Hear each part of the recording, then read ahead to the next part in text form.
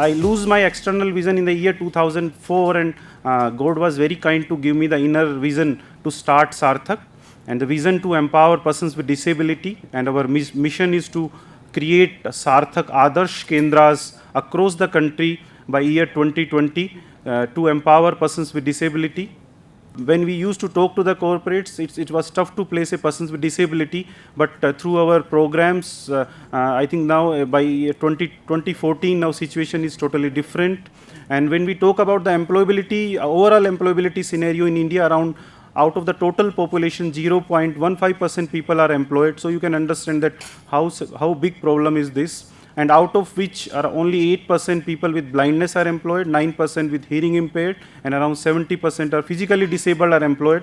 And when we talk about the other disability with autism, cerebral palsy, so it's minimal. So situation is not that much good. And I like to request Dr. APJ Abdul Kalam to mentor us to create this program, the model of the program, because he has done thousands of innovations in past. So my kind request to Dr. Kalam is to mentor us in creating this program so that each child with disability can live his life with dignity and integrity. Thank you.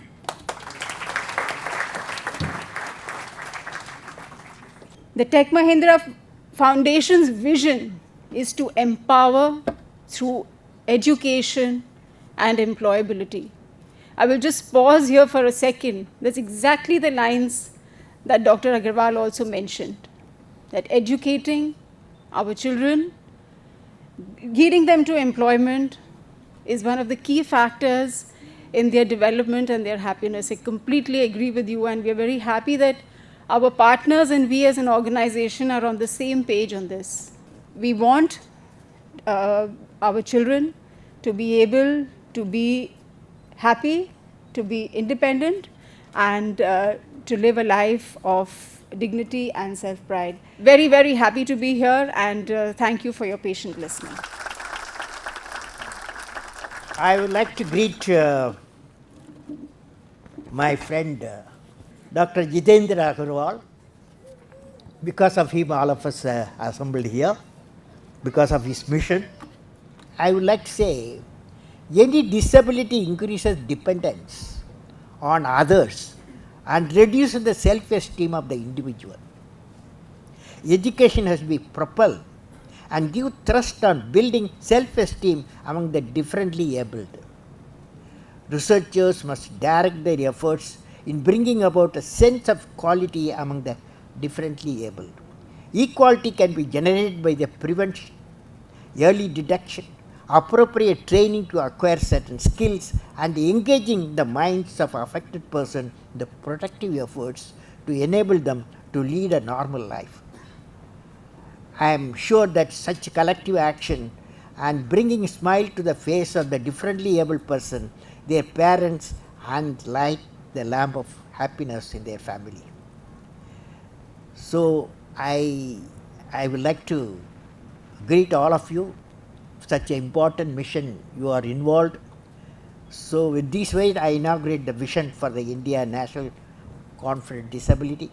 My greetings and best wishes to all the members of Sarthak Educational Trust and their partners, and success in their mission of empowering disabled with quality education with state-of-the-art vocational skills. May God bless you all.